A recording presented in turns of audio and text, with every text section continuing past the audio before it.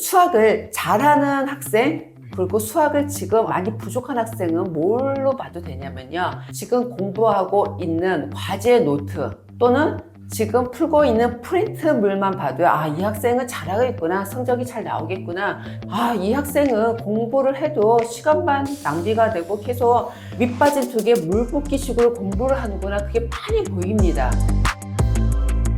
안녕하세요, 대치동 수학킹 김현정입니다. 오늘은 제가 색 볼펜을 가지고 왔습니다. 수학 문제 푸는데 웬 색 볼펜을 가지고 오셨습니까? 라고 좀 의문을 가지실 텐데요. 수학 문제 풀 때 이제는 색 볼펜을 사용해서 한번 풀어보십시오. 물론 문제를 풀 때는 볼펜으로 풀면 안 되고요. 당연히 연필이나 샤프로 풀어야 됩니다. 왜냐하면 풀다가 좀 다른 길로 가면 지워야 되기 때문에요. 꼭 문제를 풀 때는 연필과 지우개 또는 샤프와 지우개를 사용해서 문제를 풀어야 됩니다. 수학 문제를 푸는 것도 중요하지만 그 다음에 맞은 문제도 다시 확인을 해 봐야 되고요. 오답이 나온 경우는 다시 또 풀어봐야 됩니다. 오답이 왜 나왔는가 원인 분석을 하고 이 문제를 다시 풀어서 완벽한 내 것으로 만들어 나가야 됩니다. 그런데 문제를 풀긴 푸는데 그 다음에 후 조치가 완벽하게 잘 안 되는 것이 일반적입니다. 그래서 좀 더 효과적으로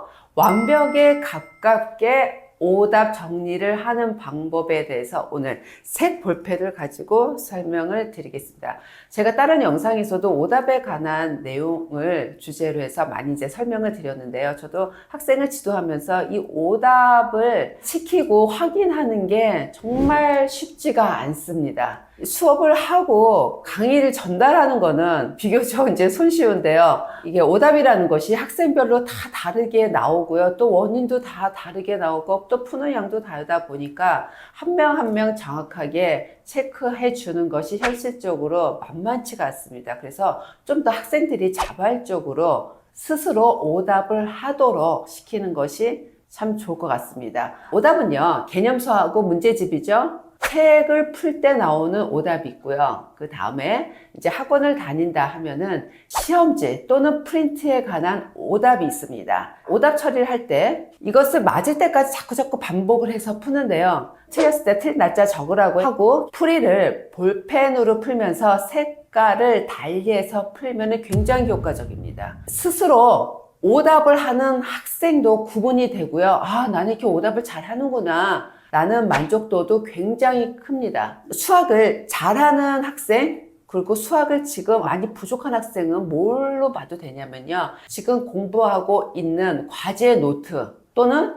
지금 풀고 있는 프린트물만 봐도요, 아, 이 학생은 잘하겠구나, 성적이 잘 나오겠구나, 그리고 성적이 계속 올라가겠구나, 또는 아, 이 학생은 공부를 해도 시간만 낭비가 되고 계속 밑빠진 두 개 물 붓기식으로 공부를 하는구나, 그게 많이 보입니다. 그냥 문제만 막 풀기만 해서 좋은 것은 아닙니다. 제대로 풀어나가면서 풀어나간 문제를 꼼꼼히 다져야 됩니다. 그러면 새 볼펜을 사용해서 어떻게 문제를 풀어나가고 오답을 하는가에 대해서 설명해 드리겠습니다. 프린트물에 오답이 나왔습니다. 그러면 처음 오답은 내가 파란색으로 정리를 해서 풀어봤습니다. 그런데 또 틀렸습니다. 그럼 다시 공부를 하죠. 그 다음에는 빨간색으로 풀어야겠다 하고 빨간색으로 풀어봅니다. 그러고 나서 또 채점을 합니다. 맞았으면 이제 거기서 스톱을 하지만 또 틀렸으면요, 다시 공부를 하고 풀이를 적는데 그 다음에 또 다른 색깔로 풀이를 적으면 됩니다. 그러면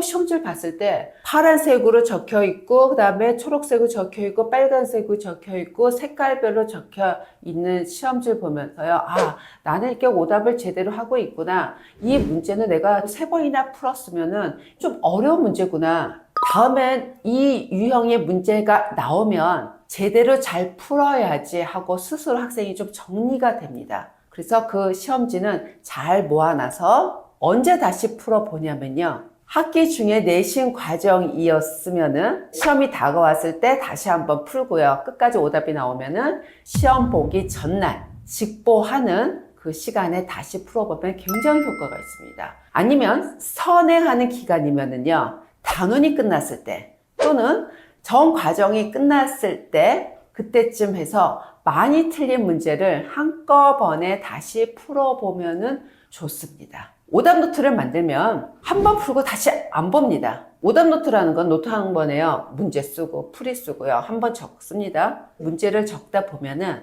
학생이 문제를 똑같이 적을 수가 없습니다. 어떤 조건 하나 빠지면 그 문제는 다른 문제가 되기 때문에 학생이 오답 노트에 적은 그 문제를 가지고 풀이를 한다는 것은 적절치가 않습니다. 오답 노트를 만들면은 문제를 정확하게 쓰는 시간도 상당히 많이 걸립니다. 그거 문제가 없는 상황에서 풀이만 적어서는 나중에 오답 노트만 보면은 어떤 문제에 관한 오답이었는지 파악이 안 되면서 다시 풀어볼 수가 없습니다. 그래서 오답 노트 만들지 마시고요. 시험지는 내가 푼 시험지 안에 색을 달리해서 맞을 때까지 풀어보는 것이 제일 좋습니다. 그러면 과제 노트의 오답은 어떻게 될까요? 과제 노트를 쓸 때 정년일수록요, 좀 여백을 남겨놓고 여유있게 풀게 하는 것이 좋습니다. 저희 학원은 과제 노트가요, 한쪽에 6개가 있습니다. 크게요. 그래서 어떤 학생들은 반을 기준으로 해서 왼쪽에만 풀게 합니다. 오답이 많이 나오지 않은 학생은 그 6개 부분을 다 사용하지만요, 오답이 많이 나오는 학생은